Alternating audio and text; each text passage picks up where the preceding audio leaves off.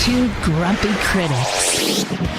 Earlier this evening, 6:30 our time, which would have been 1:30 your time, BBC Radio 4 started the 40th anniversary of one of the most formative radio programmes of my life. As a wee 14-year-old boy, I used to listen to Radio 4 on a Thursday evening, I think it was, quite late, for a science fiction thing called The Hitchhiker's Guide to the Galaxy. And it completely changed the way I thought radio worked, because they created a whole new world that was completely immersive, and the characters were well drawn, the language was funny, the whole thing was great. Douglas Adams was a legend, and he was part of that era of guys that are now in their mid to late 60s, comedy legends like John Lloyd and so on, that they just knew how to do it. They could make it clever but not too clever, if that makes any sense. Clever but accessible.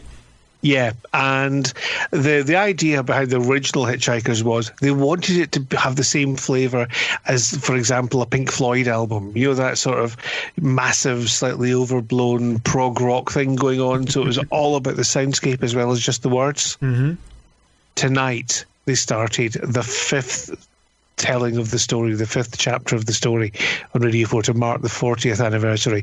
So literally just a few hours ago as we record this, I was sitting down listening to it and blown quietly away. Really, really very good. They got together a lot of the cast, obviously over 40 years, have passed on. In fact, the first two voices of the book have passed on, but they have a new book, so it's working away. It's been quite reimagined. A lot of the stuff has been written by more modern writers, but there's unpublished parts of Douglas Adams' original stories that they've managed to kind of shoehorn into the story. Mm-hmm. So we've got many of the original actors. Marvin the Paranoid Android is going to make a return. Great. That'll be exciting. It's the opening of the programme was a recap that was just short of 7 minutes long that went right through the story, and it was extraordinary because you just when you try to condense 4 books worth of The Hitchhiker's Guide to the Galaxy into a few minutes, it's silly. It just hangs on big long words and silliness. So it was great fun for me to listen to as somebody who knows the canon, understands the whole thing, and I grew up listening to it. Probably 14 is probably the perfect age to first hear The Hitchhiker's Guide and just find it by mistake on the radio and think it's your secret. But 8 minutes in, they have celebrity guests appearing all the way through it. You know, the first celebrity guest was? Who? Stephen Hawking. Oh, brilliant.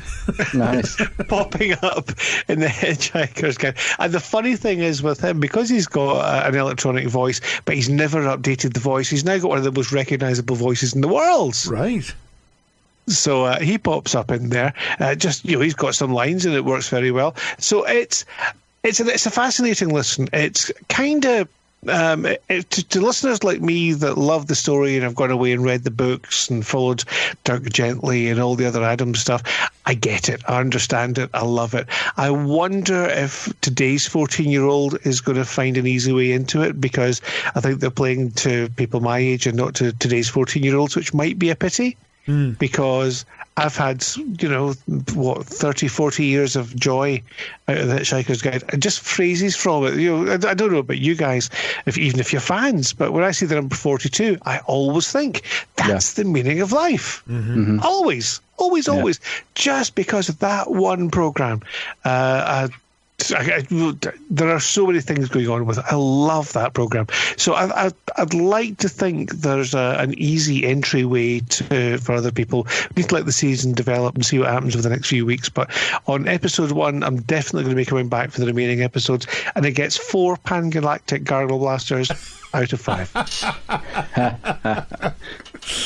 I would have been about the same age when it was on radio, and that was very much something that has inspired me as life has gone on, creating radio and making it immersive in that same way. See, I've never heard the radio show. I need really? I need to find that. I was a big fan of the book, and of course, I had many fun hours spent playing the Infocom adventure game on my Atari 800. Well, I'm trying to catch that babblefish and beginning throwing things in my room, but Yeah, but I've never heard the radio show. No, well, I need to hear the that. really cool thing about Hitchhikers is it was originally a radio drama. I did not know. And yes, it was a radio drama for the BBC that eventually became books, TV series. There was a fairly iffy movie of it, but Don't even it's mention the movie. Indeed, but it's tailor-made for radio. And listening to it earlier tonight on a half-decent system, I think they've made it with some surround sound stuff going on as well. It's very high quality. Nice. So, but the storytelling is what matters, and the drawing of the characters is what matters. And if you can find a copy, and if you can't, I'll find a way to get it to you, of the original Radio 4 series from all those years ago. It's just amazing.